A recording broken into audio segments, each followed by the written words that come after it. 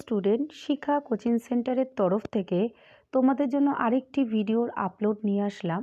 আজকের ভিডিওটা যারা 2024 সালে মাধ্যমিক পরীক্ষা দিতে যাচ্ছ তাদের ইতিহাসের যে গুরুত্বপূর্ণ 4 নম্বরের কোশ্চেন রয়েছে, সেই গুরুত্বপূর্ণ কোন কোন কোশ্চেনগুলো, আমাদের যেহেতু সময় খুব কম তাই কোন কোন কোশ্চেনগুলো তোমরা করবে, তো সেই কোশ্চেনগুলো আজকে আমি তোমাদেরকে দেখিয়ে দিচ্ছি। তোমরা সেগুলো খুব ভালো করে করবে। আমার ভিডিওতে দেওয়া যে কোশ্চেনগুলো, সেগুলোর মধ্যে যেগুলো দেখবে 3টে করে স্টার রয়েছে, সেগুলো তোমরা সবার আগে তৈরি করে ফেলো এবং তারপরে যেগুলো দেওয়া রয়েছে সেই অতিরিক্ত প্রশ্নগুলো তোমরা রেডি করো। আর আমার ভিডিওটা দেখার আগে তোমরা আমার ভিডিওটা একটা লাইক করো পছন্দ হলে, আর দেখার আগে একটু সাবস্ক্রাইব করো, যতটা পারো পরিমাণে শেয়ার করো, আর কমেন্ট করো, ভালো লাগলে একটা কমেন্ট করো। তো চলো শুরু করি।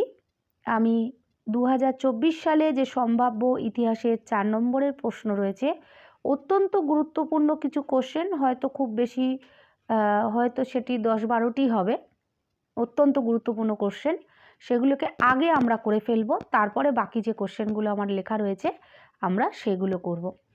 চলো শুরু করি। প্রথম অধ্যায় ইতিহাসের ধারণা, সেখান থেকে আমরা প্রথম যে কোশ্চেনটি করেছি দেখো, আধুনিক ইতিহাসের উপাদান হিসাবে জীবন স্মৃতির গুরুত্ব ও জীবনের ঝরাপাতার গুরুত্ব লেখো। এটা কিন্তু তোমরা খুব ভালো করে করো, এইটা ভীষণ ইম্পর্টেন্ট 2024-এর জন্য। এরপরে যেটি রয়েছে, এটি আমার স্টার দেওয়া হয়নি, যাই হোক 3টে স্টার। পরে যেটি রয়েছে আধুনিক ইতিহাসের উপাদান হিসাবে 70 বছরের গুরুত্ব, এটাও ইম্পর্টেন্ট একটা কোশ্চেন। পরবর্তী কোশ্চেন আধুনিক ইতিহাসের উপাদান হিসেবে আত্মজীবনী ও স্মৃতিকথার গুরুত্ব, এটাও ইম্পর্টেন্ট। ইতিহাসের তথ্য সংগ্রহে ইন্টারনেটের সুবিধা অসুবিধা, এটা মোটামুটি পড়বে। তারপরে যেটি আরেকটি ইম্পর্টেন্ট কোশ্চেন আছে সেটা হচ্ছে নারী ইতিহাস চর্চা, এটা একটু তোমরা এবারে দেখে রেখো। পরবর্তী অধ্যায় সংস্কার বৈশিষ্ট্য ও পর্যালোচনা, এখানে প্রথম যে কোশ্চেনটি আমি দিয়েছি দেখো 3টে স্টার দিয়েছি। এখানে নারী মুক্তি আন্দোলনে বামাবোধিনী পত্রিকার গুরুত্ব আলোচনা করে, এটা খুব ভালো করে পড়ো। আর নারী শিক্ষা প্রসারে ঈশ্বরচন্দ্র বিদ্যাসাগরের অবদান, এটি 8-এর জন্য তোমরা তৈরি করো, আবার 4-এর জন্য তোমরা তৈরি করো। তারপরে করো 3টে স্টার দেওয়া যেগুলো, সেটা আমি আগে বলবো। তারপরে তোমরা তৈরি করো হুতুম প্যাঁচার নকশা গ্রন্থে 19 শতকে কীরূপ সমাজচিত্র পাওয়া যায়, এটি তোমরা আরেকটি ইম্পর্টেন্ট কোশ্চেন করো। এবং অতিরিক্ত কোশ্চেন হিসাবে আধুনিক চিকিৎসাবিদ্যা চর্চায় কলকাতা মেডিকেল কলেজের ভূমিকা আলোচনা করো এবং তার সাথে কলকাতা বিশ্ববিদ্যালয়টাও একটু দেখে রেখো। আচ্ছা, এরপরে অধ্যায়ে চলে যাচ্ছি। এর পরবর্তী অধ্যায় হচ্ছে তোমার আচ্ছা, এখান থেকে আরেকটি কোশ্চেন করে রেখো, সেটা হচ্ছে দ্বিতীয় অধ্যায়ের শ্রীরামকৃষ্ণের সর্বধর্ম সমন্বয়, এটাও কিন্তু খুব ইম্পর্টেন্ট। আর নব্যবঙ্গটা একটু দেখে রেখো। আর চার্লস উডের নির্দেশনামাটাও তোমরা দেখে রেখো, কিন্তু নব্য বেদান্তটা, স্বামী বিবেকানন্দের নব্য বেদান্তটা এটা পড়ো, কারণ এটাও আমি কিন্তু 3টে স্টার দিয়েছি, কারণ এই কোশ্চেনগুলো কিন্তু টেস্ট পেপারে বারবার আছে এবং এবারে আমার এগুলি ইম্পর্টেন্ট মনে হয়েছে। আচ্ছা, পরবর্তী অধ্যায় হচ্ছে প্রতিরোধ ও বিদ্রোহ বৈশিষ্ট্য। এই প্রতিরোধ বিদ্রোহ বৈশিষ্ট্য বিশ্লেষণ চ্যাপ্টার থেকে খুব ইম্পর্টেন্ট, ভীষণ ইম্পর্টেন্ট এই কোশ্চেনটি। এই 1855 সালের সাঁওতাল বিদ্রোহের কারণ আলোচনা করো, এটা 8-এর জন্য খুব ইম্পর্টেন্ট এবং 4-এর জন্য খুব ইম্পর্টেন্ট, এটা খুব ভালো করে করো। আর এই চ্যাপ্টার থেকে আরেকটি ইম্পর্টেন্ট কোশ্চেন করো, নীল বিদ্রোহের প্রতি শিক্ষিত মধ্যবিত্ত সমাজের মনোভাব কেমন ছিল। এই দুটো কোশ্চেনের মধ্যে কিন্তু একটা কমন আসার সম্ভাবনা খুব রয়েছে, 8-এও আসতে পারে, 4-এও আসতে পারে। আর অতিরিক্ত হিসাবে অরণ্য আইন কিভাবে আদিবাসীদের অধিকার হরণ করেছিল, আর সন্ন্যাসী ফকির বিদ্রোহটা দেখে রেখো। পরবর্তী অধ্যায় সংঘবদ্ধতার গোড়ার কথা, বৈশিষ্ট্য ও বিশ্লেষণ। এইখানে এই চ্যাপ্টার থেকে তোমরা খুব ভালো করে যেটা করবে সেটা হচ্ছে 1857 সালের বিদ্রোহকে জাতীয় বিদ্রোহ অথবা সামন্ত শ্রেণীর বিদ্রোহ বলা যায় কি। আর তারপরে করবে ভারত সভা কী উদ্দেশ্যে প্রতিষ্ঠিত হয়, কার্যাবলী, আনন্দমঠ উপন্যাসের মধ্যে দিয়ে কিভাবে জাতীয়তাবাদ প্রকাশিত হয়, এছাড়া মহারানীর ঘোষণাপত্র, গগনেন্দ্রনাথ ঠাকুরের ব্যঙ্গচিত্র কীভাবে উপনিবেশ সমাজের সমালোচনা করে, আর 1857 সালে মহাবিদ্রোহের প্রতি শিক্ষিত বাঙালি সমাজের মনোভাব, এগুলো দেখে রেখো। আচ্ছা, এর পরবর্তী যে চ্যাপ্টার বিকল্প চিন্তা ও উদ্যোগ বৈশিষ্ট্য, এই যে চ্যাপ্টারটি রয়েছে না, তোমরা এই চ্যাপ্টারটি থেকে বিকল্প চিন্তার উদ্যোগ ও বৈশিষ্ট্য, এই পর্যালোচনা এখান থেকে তোমরা ছাপাখানার সঙ্গে শিক্ষা বিস্তারের সম্পর্ক এটা করবে, কিন্তু সবার আগে যেটি করবে সেটি হচ্ছে কারিগরি শিক্ষার বিকাশে বেঙ্গল টেকনিক্যাল ইনস্টিটিউটের ভূমিকা। এটি কিন্তু খুব ইম্পর্টেন্ট। এটা তোমরা 4 মার্কসের জন্য 2024-এর পরীক্ষার্থীরা তোমরা কিন্তু এটা রেডি করে ফেলো।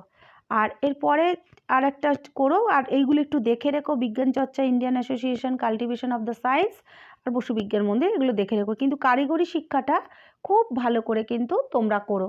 এর পরবর্তী চ্যাপ্টার হচ্ছে 20 শতকে ভারতে কৃষক ও শ্রমিক ও বামপন্থী আন্দোলন, বৈশিষ্ট্য ও পর্যালোচনা।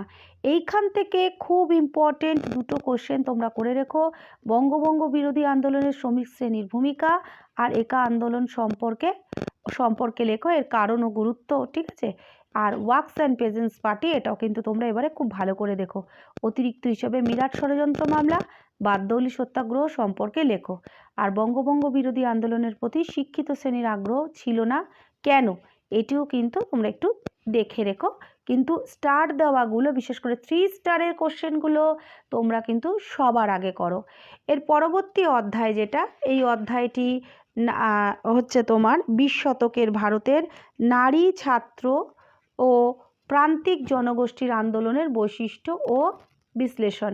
এইখান থেকে তোমরা খুব ভালো করে কিন্তু এইটা করবে। এইটা প্রথম কোশ্চেন, দলিত আন্দোলন বিষয়ে গান্ধী আম্বেদকরের বিতর্ক, এটা কিন্তু এবারে খুব ইম্পর্টেন্ট কোশ্চেন। তোমরা সবার আগে এই কোশ্চেনটি কী করো এই চ্যাপ্টার থেকে। তারপরে করবে বাংলার নবশূদ্র আন্দোলন সম্পর্কে লেখো। এই নবশূদ্র আন্দোলনটাও কিন্তু তোমাদের এবারে ইম্পর্টেন্ট।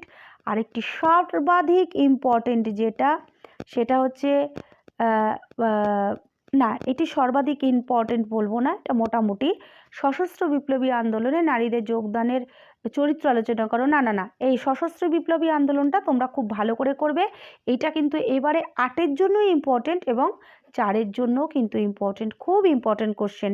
এই চ্যাপ্টার থেকে তোমরা সবার আগে সশস্ত্র বিপ্লবী আন্দোলন আর দলিত আন্দোলন, এই দুটোকে আগে করে নেবে, তারপর বাকিগুলোকে করো, ঠিক আছে। এরপরে যে কোশ্চেনটা রয়েছে সেটা হচ্ছে উত্তর ঔপনিবেশিক ভারত 20 শতকের দ্বিতীয় পর্ব। এটি 1947 এবং 1964 খ্রিস্টাব্দের মধ্যবর্তী পর্যায়ের মধ্যে যে ইতিহাস সেইটা বলেছে। এইখানে খুব ভালো করে কিন্তু উদ্বাস্তু পুনর্বাসনে ভারত সরকারের ভূমিকা খুব ভালো করে করবে। আর এখান থেকে করবে হায়দ্রাবাদ সমস্যা, এটা খুব ইম্পর্টেন্ট এবারে, ঠিক আছে। এই কোশ্চেনটা হায়দ্রাবাদ সমস্যা সম্পর্কে আলোচনা করো, অথবা হায়দ্রাবাদ রাজ্যটি কিভাবে ভারতভুক্তি হয়, ঠিক আছে। আর এর সাথে করবে দেশভাগ ও উদ্বস্তু সমস্যা, তারপরে নেহেরু লিয়াকত চুক্তি, এগুলো টিকা ছোট ছোট পড়ে নেবে। ভারত সরকার কিভাবে দেশীয় রাজ্যগুলোকে ভারতীয় ইউনিয়নে সংযুক্ত করার প্রশ্ন সমাধান করেছিল, এটাও একটু দেখে রেখো।